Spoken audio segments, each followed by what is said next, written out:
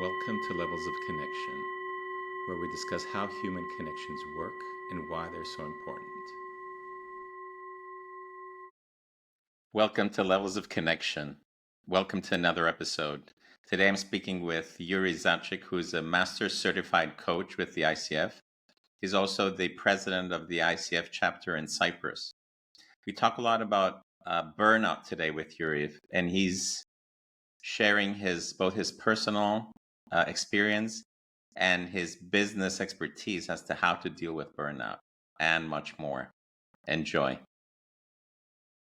All right, Yury, welcome to Levels of Connection. Hi, Stephanos. It's really good to have you and to introduce you to our audience.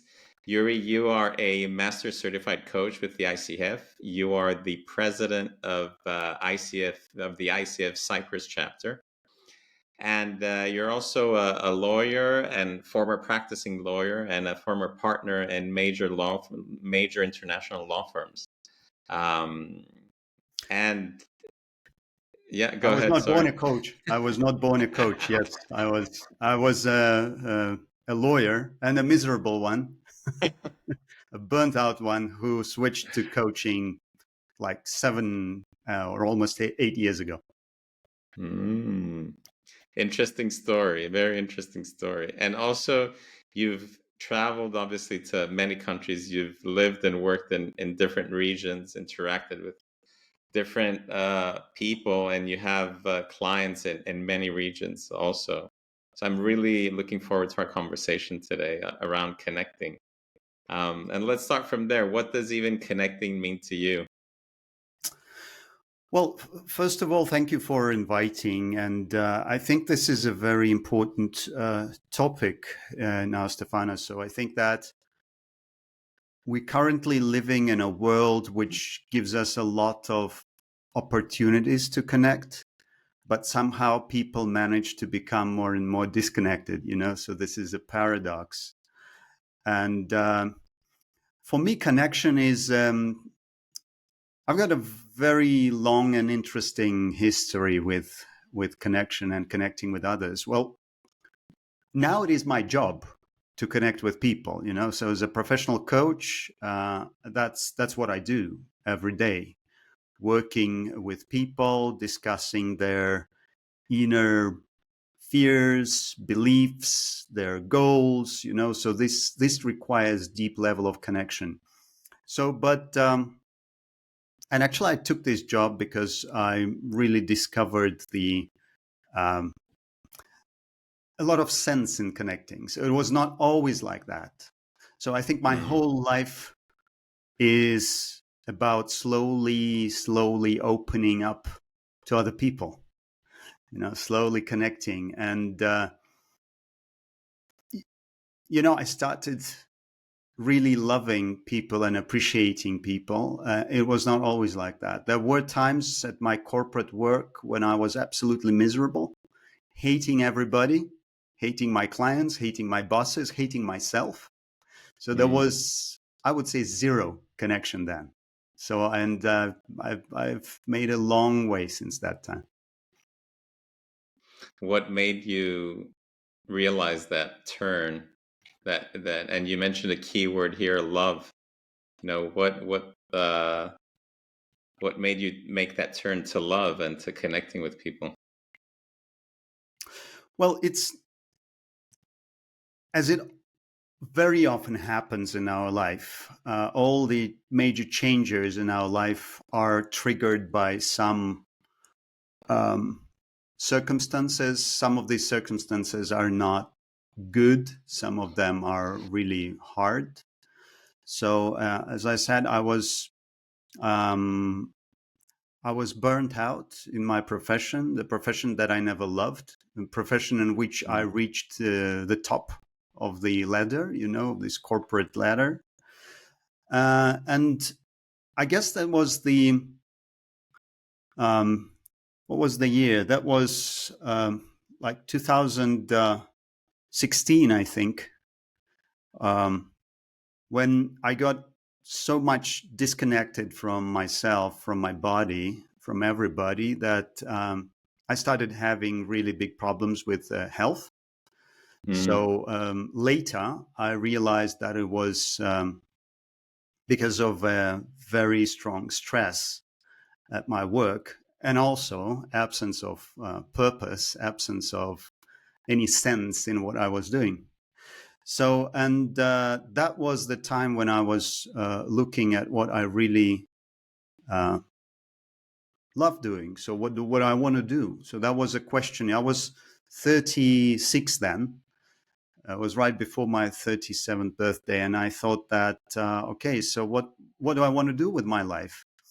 So, and I realized then, and I was working with coaches, I was working with career consultants. I realized that uh, I always wanted to connect with people. I always wanted to be close to them. I worked a lot as a mentor. I worked a lot as a trainer at my corporate work. Mm-hmm. And that was, as I realized then, that was the only emotional peaks, ups that I had in my work.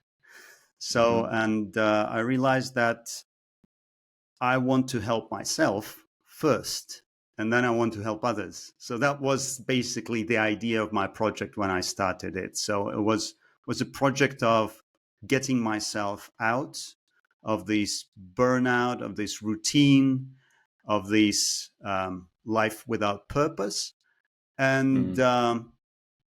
actually helping others along the way. So that was the reason. So I would say it was a necessity. It couldn't last any Yeah. longer. You mentioned something that I had a similar experience, or at least you felt disconnected with your body. Talk to me a little bit more about that. How did you experience that? Well, I my background is legal, and I worked as a lawyer for 17 years under a lot of pressure. So I worked with big international companies like Ernst and Young, Deloitte, Accenture, and I communicated with lawyers a lot, and I was a top manager lawyer, so which is I would say a double pressure. Mm-hmm. So, and what I realized is that actually people don't know how to cope with stress. The major remedy that that the lawyers use, is alcohol. So, and the two professions that globally that drink the most are doctors and lawyers. So, and I actually studied this subject later when I started working with clients as a coach. Started working with burnout, and so I found statistics that at least 24% of lawyers globally have alcohol addiction. So they're Mm. actually alcoholics, every fourth. And this is Mm. only what we know. So the rest of them are just drinking heavily. So I was not. I was taking the same route. So I was drinking heavily. I was smoking. I didn't have time for exercise. I didn't do any sports. I was only working from Mm. morning till night. I was working on weekends. I was working on holidays, and my body started telling me that, look, it can't go like that anymore. I started having really strong vertigos, Mm. and literally there was one day I was in Moscow, and I was going along one of the main streets there, and I almost fell under the wheels of a car. So I had to Mm. um, actually grab the street lights, this, how do you call this thing? So, Yeah. and Yeah. that was a moment of truth for me. So I realized that I can't go like that anymore. So I just I'm leading a life which is absolutely unnatural. Mm. So, and I think that's Mm. that's the word, unnatural. Yeah. So our body and us actually very well know if things go well with us or if they don't go well, so if we're feeling good or we're feeling bad. So, and that was the question. So how can I start feeling good? So, and my answer was, start with your body. So then that what I started with, and that's what I recommend people to do. You to really take care of your body first, because this can give you quick results. This will increase your level of energy, and this will help you to move to any further goals or achieve any goals or set any goals. Otherwise, you just can't do it. So connecting with yourself can start with the body, and should start with the body. So there can't be any connection without you feeling the body. So I was lucky because I actually did yoga classes studied yoga for many years, and it really helped a lot. So that's my answer. So some of your talking about connecting with yourself, some of your practices of connecting with yourself, you mentioned yoga. Talk to us a little bit more about, your methodology of connecting with yourself. So what I started doing is, first of all, actually paying attention to what I consume, because whatever we drink and whatever we eat, we become it, So, and actually, my experience shows that we cannot deeply connect to ourselves or to others if we don't have clear mind. And clear mind means limiting your alcohol consumption or stopping it. So it can give you a lot of, it can just, release a lot of hidden resources.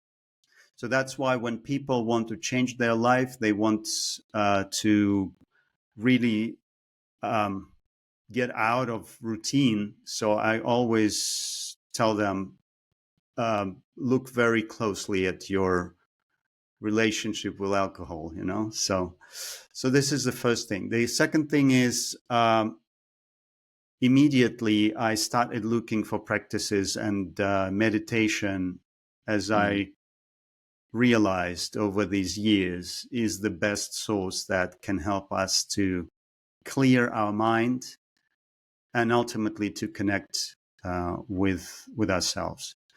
So meditation, breath work, breath practices. So if you're interested in breath practices, you can look at Kundalini yoga, because it's all about breath work, breath practices. So yes, so it's food, it's meditation, it's yoga and exercise. So I, for the last 7 years, I've been doing a very, I would say, interesting and a very deep morning exercise. It's 25 minutes. It was created by Dr. and Professor Zhdanov, who is one of the top specialists in stress management, and who trained cosmonauts for many years, for 20 years. And it just gives a lot of connection from the morning, from the start of the day, So it's part exercise and part meditation and movement, I would say. So it's very important how you start your day. So that's my my experience. The good news is that anyone can do it. Bad news, you can only do it. You cannot understand it. So it's an exercise. It's an activity. So it's like going to a gym. You can't grow triceps or biceps or whatever by reading about it or watching YouTube. So you only need to do it. And can people find this online, or do they have to read a book, a course, or what is the resource that you want to share with people? around this practice? Well, I have a lot of resources on my website and Okay. yuryzachek.com. So I'm actually present on every social media Okay. network. So We'll and share that if with yeah, people. Yeah. you can just drop me a note, and I can send the exercises that I've been doing. Okay. And there are really my approach is that you always need to try stuff. You need to Mm-hmm. try to test it. If it works, okay. So if it doesn't Good. work, don't do it. So you need to find your own practice. Very good. Yeah, we'll have your website posted on the video as well, so people will be able Yeah. to come contact you.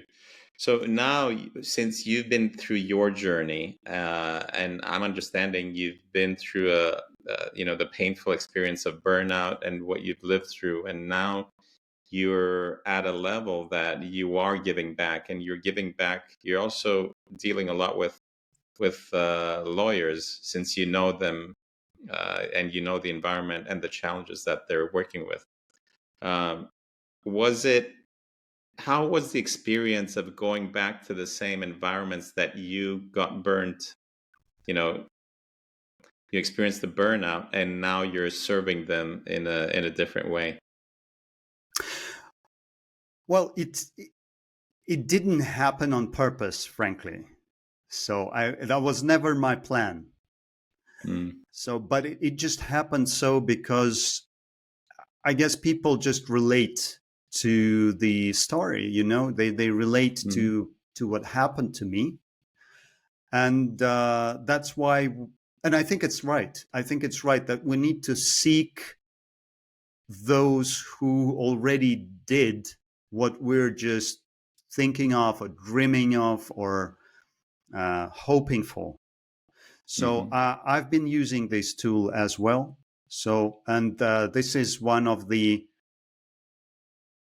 doors, I think, one of the exits of the situation that I had that I found. So I realized that I need to look for positive examples.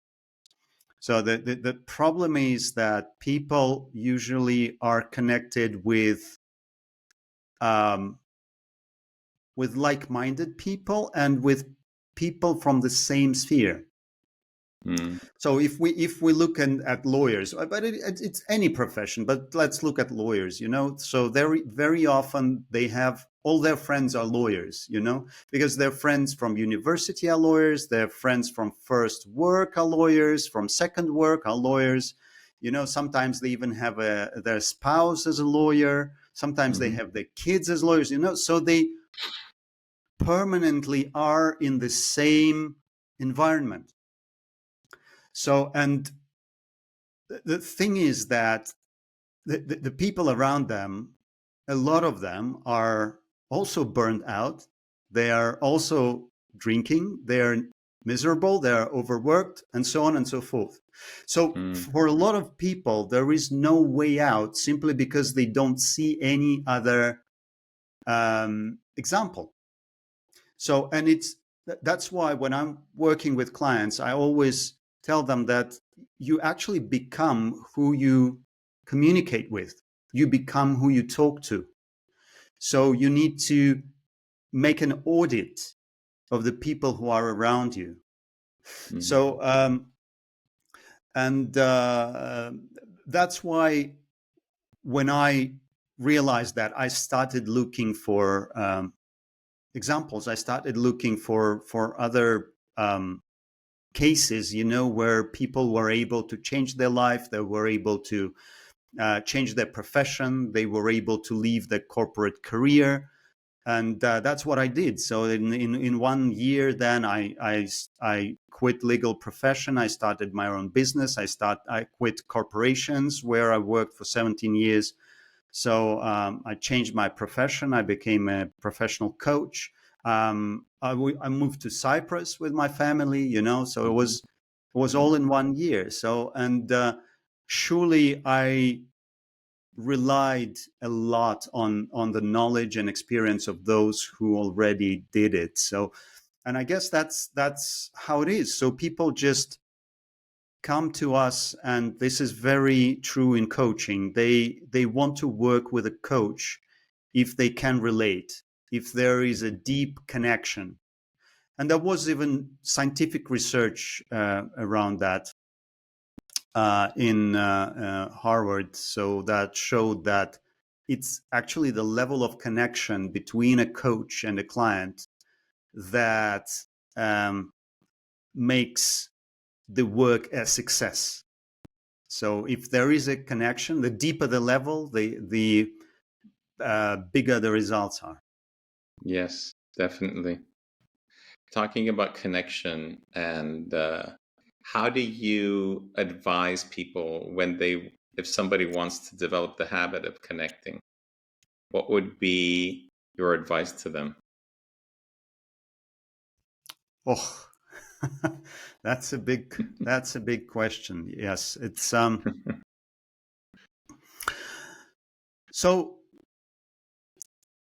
Well, first of all,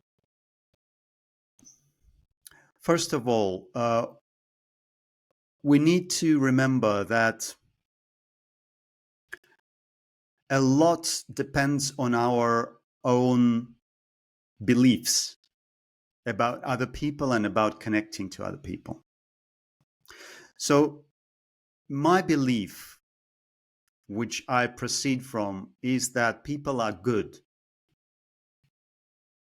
People are generally good. Mm-hmm.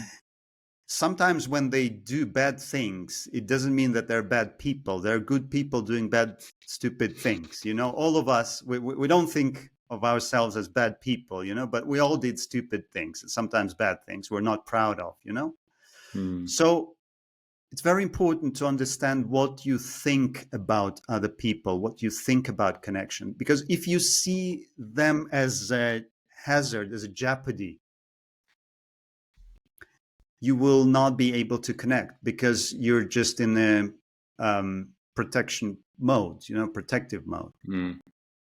So if you see people as an opportunity, if you see them as something really interesting, then it opens the door for you. So the first thing is decide what you really want and what you think of people.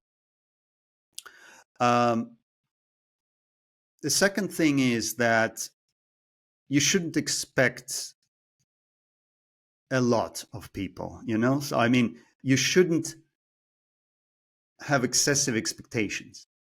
I like this. This is a very Buddhist approach, you know? I really like Buddhist philosophy, you know, that they say that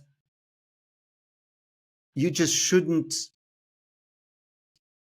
expect only good things of people, you know, because the nature of a person is good and bad. So people do bad things and people do good things. It's like winter and summer, you know, what is bad, what is good? I mean, they're both good, you know, because their nature needs it both. What is good, day or night, you know, which is what is good, sun or moon, you know, what is good, an inhale or exhale. So if we expect that people can behave in different ways, various ways, so then we will be protected from disappointment, from being upset. So we shouldn't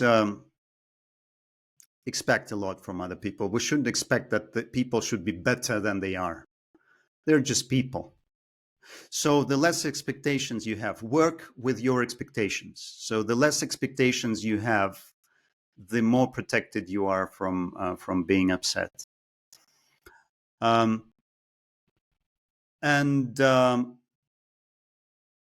know, actually, it's I prefer to observe people, you know, and here coaching helps me a lot because it's part of my profession. This is what I do. So it's this observation mode. This is something that you develop in meditation. So you start observing.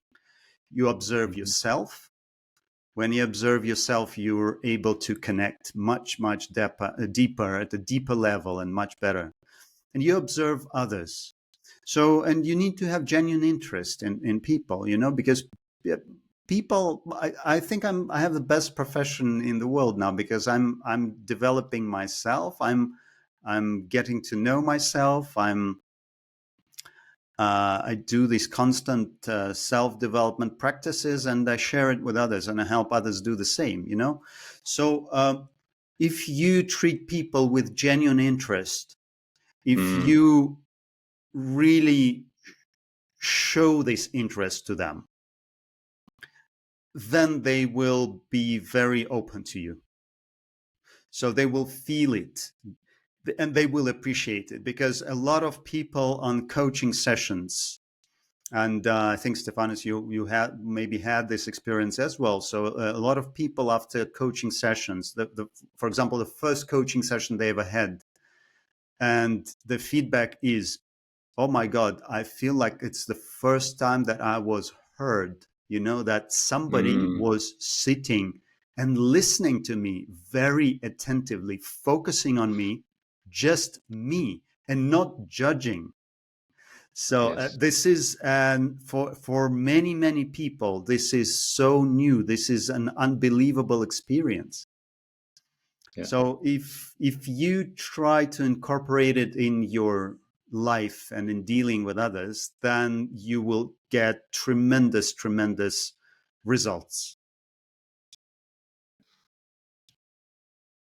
The question around developing a habit, sometimes I'm hesitant to ask it, to be honest, because it's more process oriented, and we forget about the heart many times, and we speak about self-connection and being as, working as one unit, being and living as one system.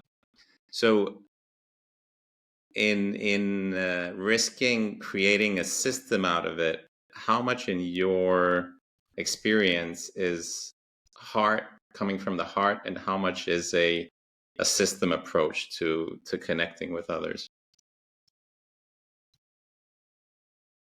Do you mean how much of the connection comes from the heart? Mm-hmm. Oh, yeah, this is very much like, you've got a very good name of your project, levels of connection, because yes, there are absolutely different levels of connection. Usually the level of connection of people, like in everyday life, day-to-day life, it's head to head, brain Mm, to brain, so it's mind to mind. mm, And this is a very, I would say that's probably 80% of what people do every day, so they just they communicate from their brain to brain. So the heart to heart is rarer, and it comes to probably your close ones, people whom you love. mm-hmm, And but not always. A lot of parents treat their kids mainly through their logic, through brain, especially men, like fathers, mm, so they're very rational. So heart to heart is a different level of connection, absolutely. So it's much deeper, it's much intimate. But there are also other levels of connection, so there can be connection even at our, belly chakra centers, where it's you can feel the person with your whole being, with your whole mm, body. So, and I prefer to think of people. It's not always like that. Sometimes I forget, but I always remind myself. So I prefer to think of people um, as a sort of ray of light. There's a lot of light. mm, So we can see this light in people. So well, if we talk from the standpoint of physics, we are actually light. We are energy. Everything Mm-hmm. around us is energy. People are energy. And we emit certain waves, certain magnetic fields, electric fields. So even from this standpoint, we can think of things around us as well, I would call it like a stable light, something which is just compact and stable. But actually, there is more to that. There are some things we definitely don't know about people, how we work, how we operate, how our soul works, how this everything was planned, how everything was built. We know nothing about that. So, but what we know for sure that, and what people really looking for in their life is some sense, some meaning, and this light inside that a lot of people feel, and they want to emit it. They want to show it, but they don't know how. They don't know how. So I know it very well working with clients. Mm-hmm. That very often people who are they don't have, I don't know, great careers or businesses, or they're not well-known people. They're very modest people, so they live a very modest life. But once you get in their inner world, once they let you in, there's so much in there. There's so much depth.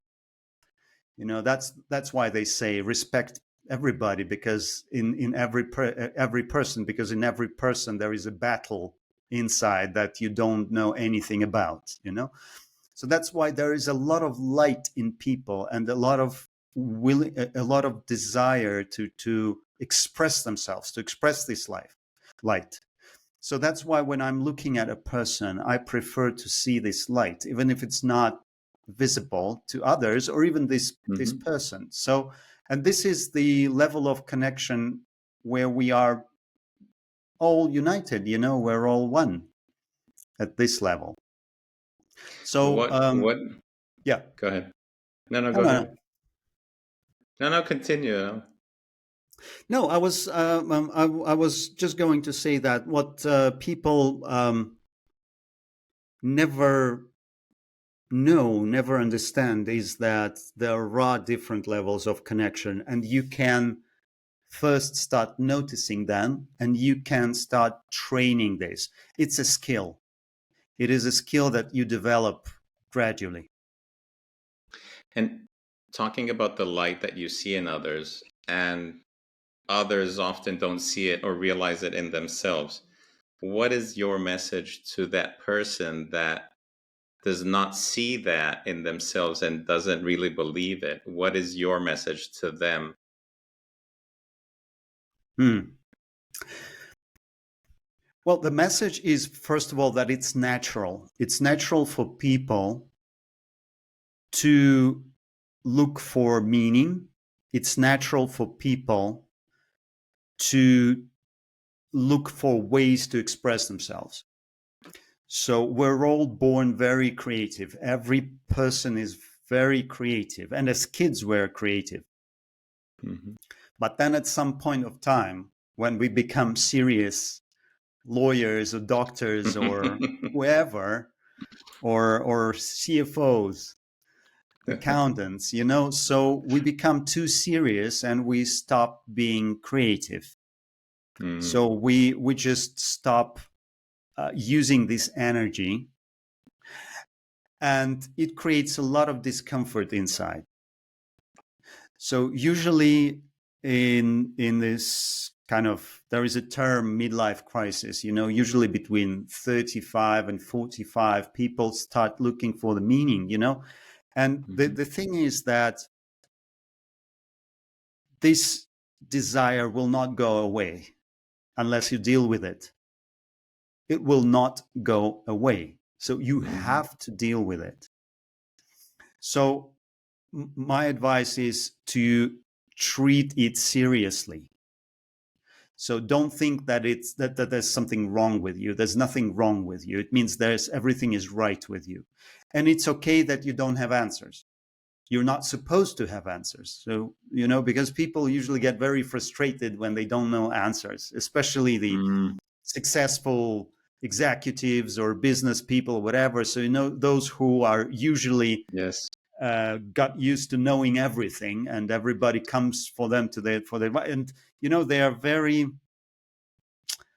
they become very frustrated when they don't know what to do. And sometimes there's nobody they can share it with. They can't tell their wives or their husbands that, look, I feel empty inside. I know where I'm going, so I don't feel successful. I mean, I'm a successful person in the in terms of society, but deep inside I feel I despise myself. I feel that I'm worthless. I'm empty. So that's why they first they need to understand they're not alone. Next, it's very important to look for professional help. And it's looking for help, looking for like-minded people, looking for methods, for techniques, shows you as a grown-up person, as an adult, as a responsible person. And as asking for help is a sign of you being grown up. It's a sign of strength rather than sign of weakness. So that's why don't be afraid to look for solutions, ask for help, and you will be given, because all these people have been having the same questions for thousands of years, thousands and thousands and thousands. Yeah. And the solutions are there already. And because of the digital age, all these solutions are so close. They're right there. So you just need to type something in Google search, and there it comes. All the videos, all the techniques, but still people suffer. So because they think that it's okay to suffer. No, it's not okay to suffer. And this is around the 35 to 45 to 50. What would your advice would be to young 20-year-old Yury, looking back with the experience that you have today? What would you advise young Yury to do in his 20s? Well, around connecting. I wish I knew what I know now then, and I wish I had all this access to information, because I was born in 1979 in the Soviet Union, so I was a Soviet kid, and when the Soviet Union collapsed, I was 10 years old, so 12 years old. So that's why I grew without internet. I grew without any access to information. I knew nothing about yoga or psychology or anything. It was like something strange, something weird. So, and I was a very closed kid. I was very. I really had problems connecting with others, and I always enjoyed being alone. So I was kind of loner, so, and I always enjoyed my own company. So I was not suffering because of that. So, and one of the mistakes that I made as a kid and then as a young adult, that I thought that I was the smartest person of all. My ego was really big then. So, so I really thought that I was very smart, very wise. I don't need any advice from anybody. So I know everything, and that's it. So that was a big mistake. So my advice would be search for answers, search for people who are smarter and more experienced than you are, because they can solve all your problems. You can actually resolve all the issues and all your problems by simply finding the right people. So don't invent the wheel, so just use the proven methods, search for clues and solutions, explore yourself, know thyself, know others, and observe and explore. So but maybe that's common for people in their like 20s, for teenagers in their 20s, that they're very much focused on the outer world. They're focused on building career,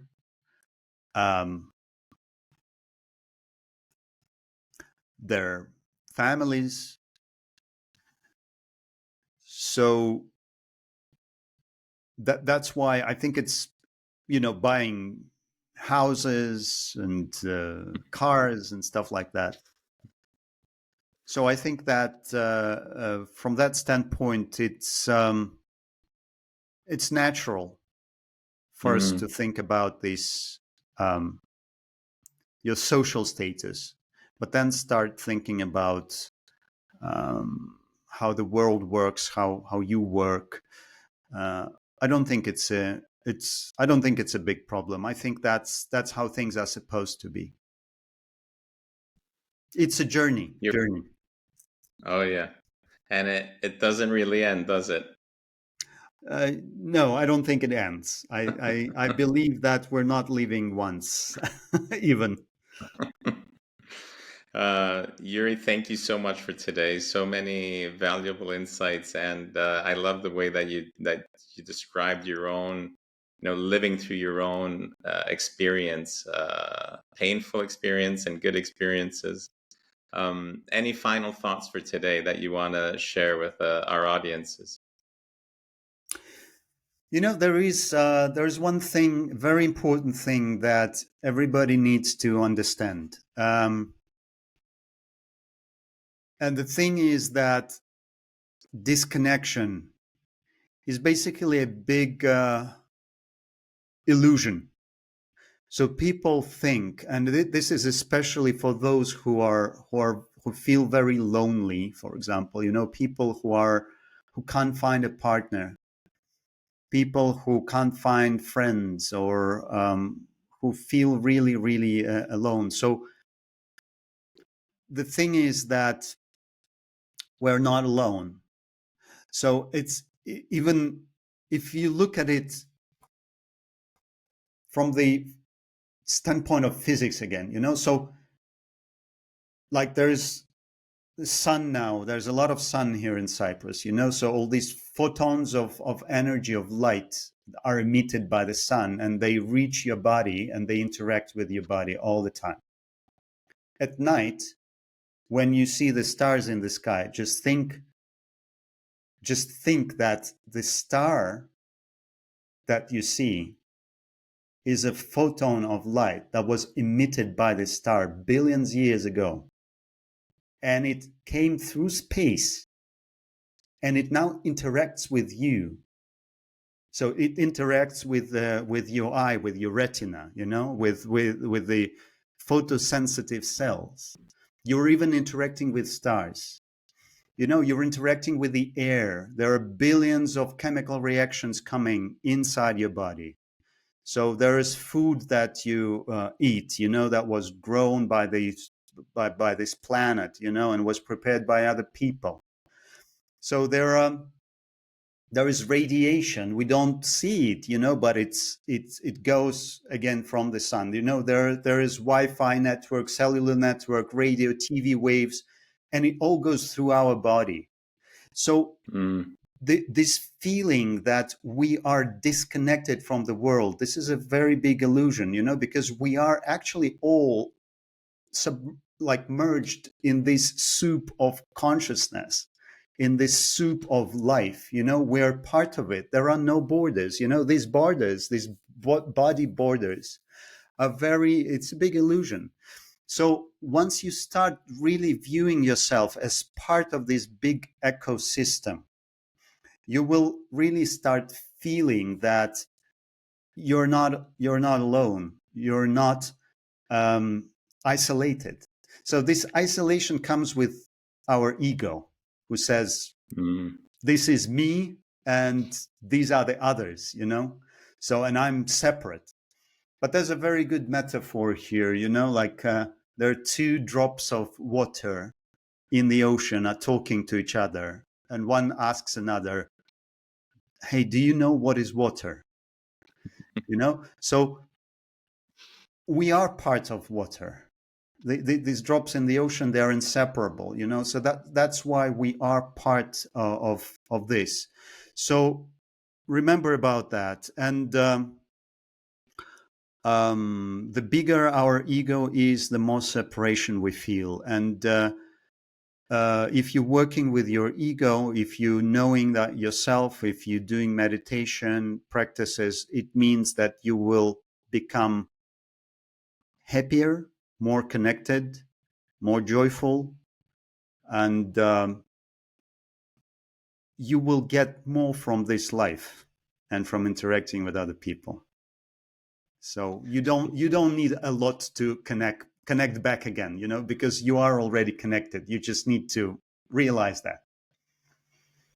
Yury, thank you so much. Very insightful chat.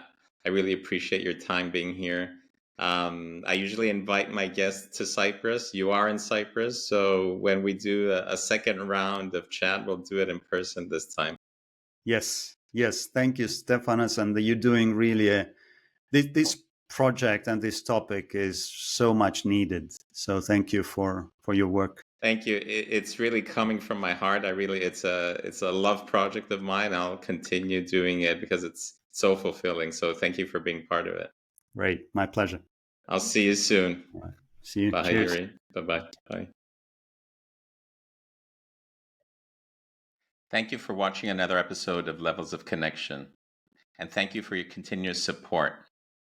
Please post your comments below and let us know what you found useful from today's episode. See you soon.